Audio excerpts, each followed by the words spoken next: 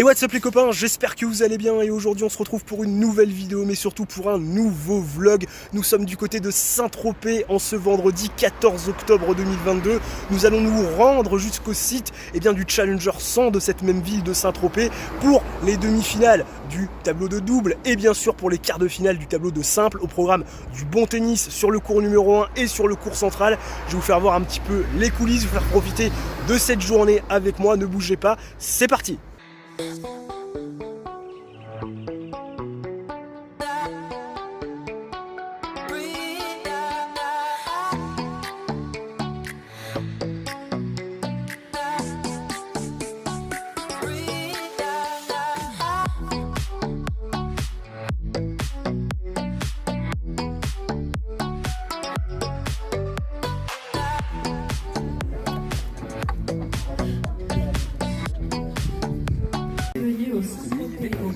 La première fois qu'il est dans un quart de finale d'un tournoi de cette catégorie, avec une victoire en huitième de finale face au Français Harold Maillot, mesdames et messieurs, Matteo Arnaldi.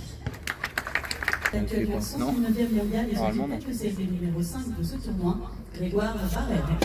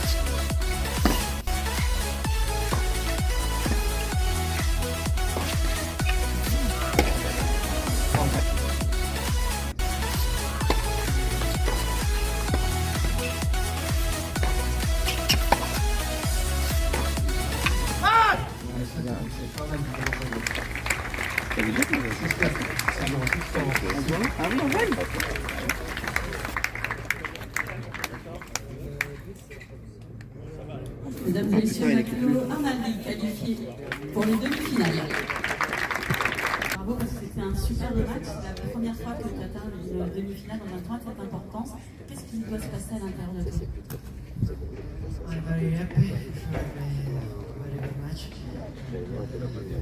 Vraiment très content de mon match parce que je crois que j'ai vraiment très bien joué aujourd'hui, mais c'est le cas depuis le début de la semaine. Depuis que je suis arrivée ici, les matchs précédents également étaient très bons et je suis vraiment content de pouvoir continuer. C'est vrai que depuis le début de l'année, tu as vraiment progressé, tu étais dans la 300e place mondiale, tu es 150 maintenant avec une demi-finale en plus.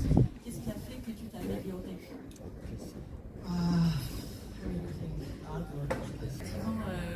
J'ai commencé à trouver du rythme, pas forcément en début d'année, ça a été vraiment compliqué pour moi, mais j'ai beaucoup travaillé et puis chaque jour j'essaie de donner tout simplement mon meilleur. J'ai commencé à jouer sur terre battue, à gagner des matchs sur terre battue et puis chaque semaine des victoires qui s'enchaînaient. Et là, depuis l'US Open, je joue sur dur et c'est vrai qu'il faut être bon sur toutes les surfaces. J'ai fait encore une demi-finale, une demi-finale ici, donc ça enchaîne et je suis dans un bon rythme. Félicitations, bravo Matteo, huge match today, un énorme match face à Grégoire Barrère. Congrats and we'll see you tomorrow. On te voit demain. Quart de finaliste pour la première fois sur un ATP 250 à Poulet, avec une victoire sur Benoît Paire en huitième de finale. Mesdames et messieurs, Roberto Marcora, membre de l'équipe autrichienne de Coupe Davis. Il est surtout tête de série numéro 7 de ce tournoi. Mesdames et messieurs, Jurij Rodionov.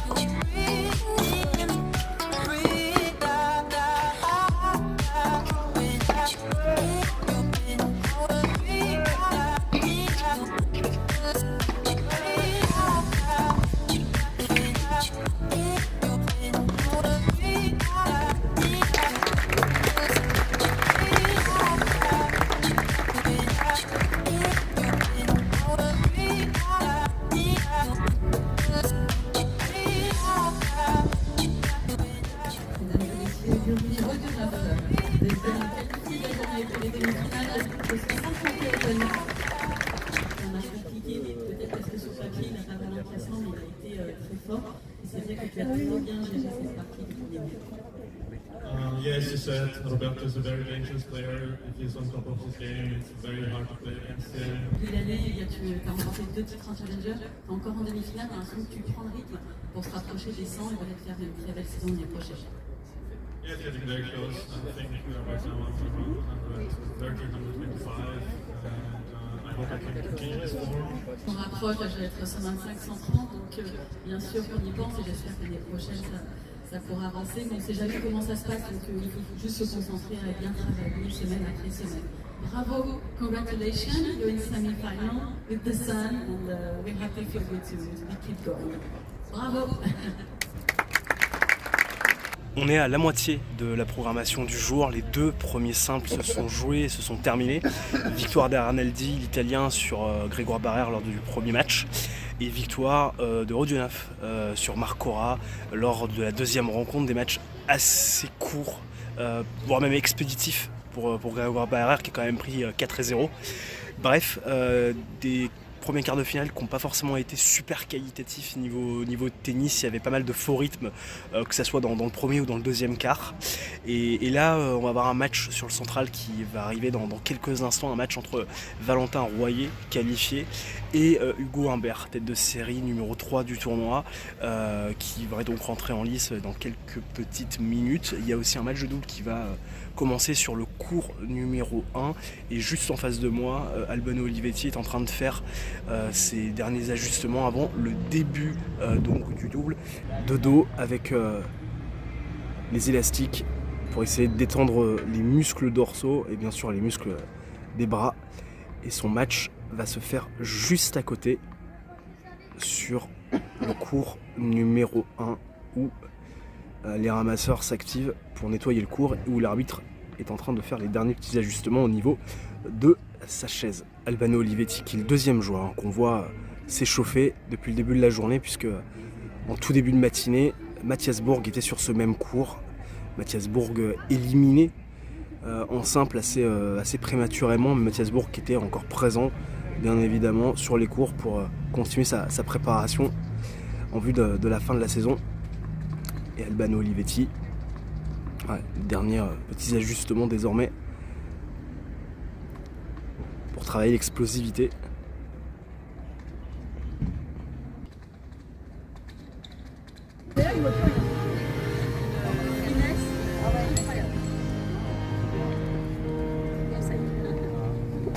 Déjà remporté 4 victoires pour atteindre les quarts de finale ici, et cela sans perdre un set, qui est en pleine forme. Valentin Royer. 25e mondial en juin 2021, il est ici à Saint-Tropez en tant que tête de série numéro 3. Mesdames et messieurs, Hugo Humbert.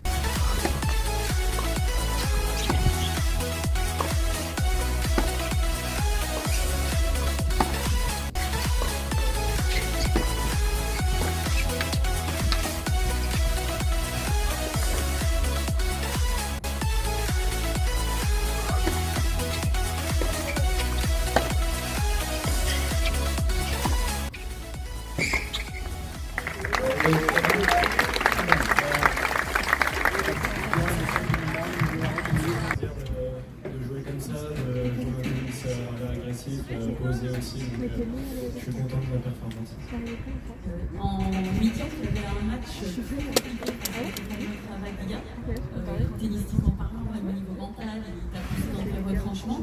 Est-ce que tu penses que ce match t'a permis de faire un match aussi bon aujourd'hui? Oui, c'est sûr.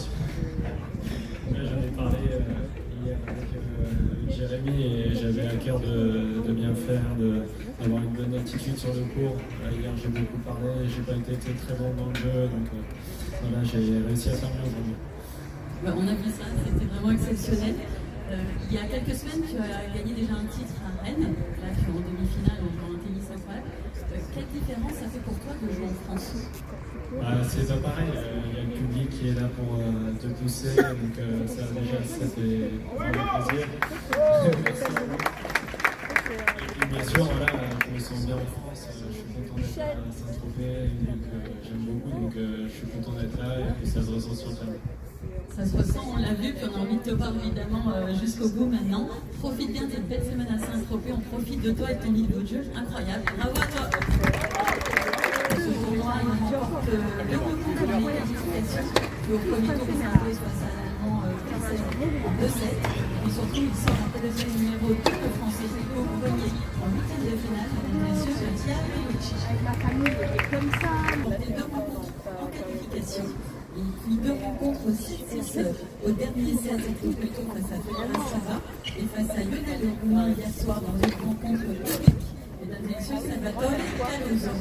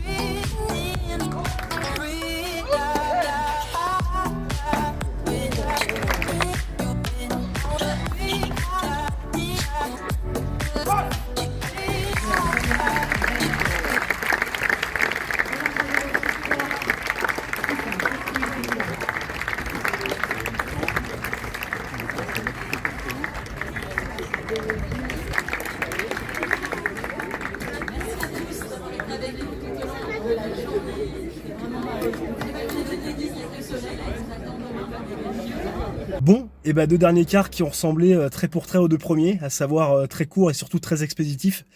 Il n'y a pas eu beaucoup de spectacles en cette journée de vendredi, ce qui est bien dommage parce qu'il y avait quand même pas mal de monde, les tribunes étaient garnies, il y avait des enfants, il y avait même Joe-Wilfried Tsonga qui est le co-créateur de l'Académie All-In avec son ancien coach Thierry Assion. Il a également des parts dans ce tournoi de Saint-Tropez. Il a aidé à créer cet événement et ce Challenger 100 de Saint-Tropez qui en est cette saison à sa deuxième édition. Donc voilà, la présence de Joe-Wilfried Tsonga nous aura pas offert malheureusement une belle journée de tennis. Il y a eu voilà, des matchs vraiment à sens unique, ça n'a pas été forcément super à regarder, mais en tout cas voilà, j'espère que le vlog vous aura plu, voilà, que les points qui auront été présents dans ce vlog vous aura quand même permis de voir un petit peu de tennis et de vous imprégner surtout un petit peu de l'ambiance qui était quand même là malgré le spectacle qui était pas franchement présent. En tout cas, j'espère que vous avez apprécié cette vidéo, ce nouveau vlog. C'est le cas, n'hésitez pas à mettre bien évidemment en place votre coup du chapeau, le like, l'abonnement et l'activation de la cloche. Et nous on se retrouve très rapidement pour une nouvelle vidéo. D'ici là, portez-vous bien, ciao bye bye et à la prochaine.